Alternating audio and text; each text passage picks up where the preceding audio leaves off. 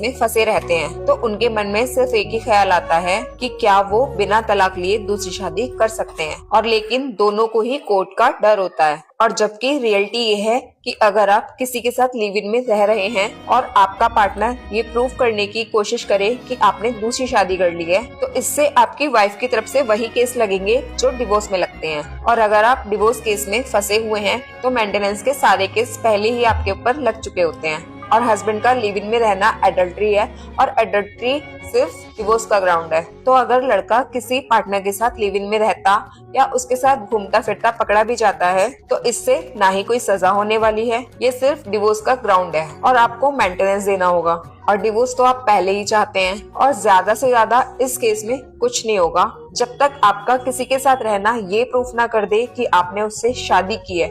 और किसी भी शादी को प्रूफ करने के लिए शादी के फोटो, वीडियो, जिसने शादी कराई है या जो लोग शादी में शामिल थे, उन सबकी विटनेस जरूर चाहिए, तभी आपके ऊपर बाइगेमी का केस लग सकता है। क्योंकि इस तरीके की शादी का कोई प्रूफ लड़की के पास नहीं होता, या फिर बाइगेमी का केस अगर लड़के की तरफ से किया जाता है तो उसके लिए भी बहुत टिपिकल होता है कि वो अपनी वाइफ की दूसरी शादी को प्रूफ कर पाए।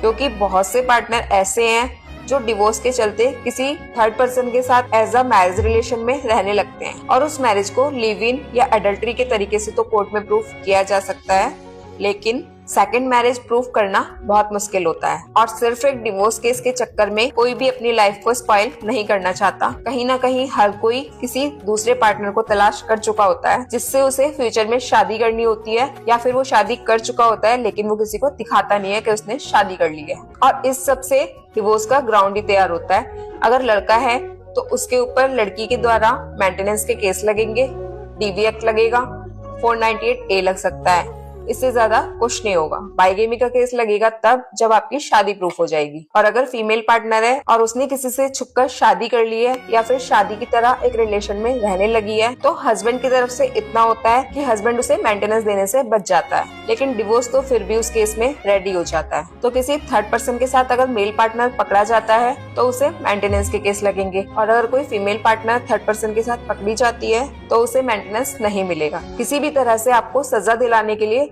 उसकी शादी प्रूफ करनी पड़ेगी, और शादी प्रूफ नहीं होगी तो उसे जेल नहीं पहुंचाया जा सकता। किसी के साथ रहना, घूमना फिरना, ये सारी चीजें शादी नहीं, एडल्ट्री हैं। शादी प्रूफ करने के लिए मैरिज सर्टिफिकेट, शादी कराने वाला पंडित, वीडियो, फोटो, और जिसने वीडियो बनाई है, जिसने फोटो क्लिक की है, उन सब की जरूरत पड़ेगी। तलाक के चलते अगर आप किसी थर्ड पर्सन के साथ अपना रिलेशन बना भी लेते हैं तो हद से हद क्या होने वाला है।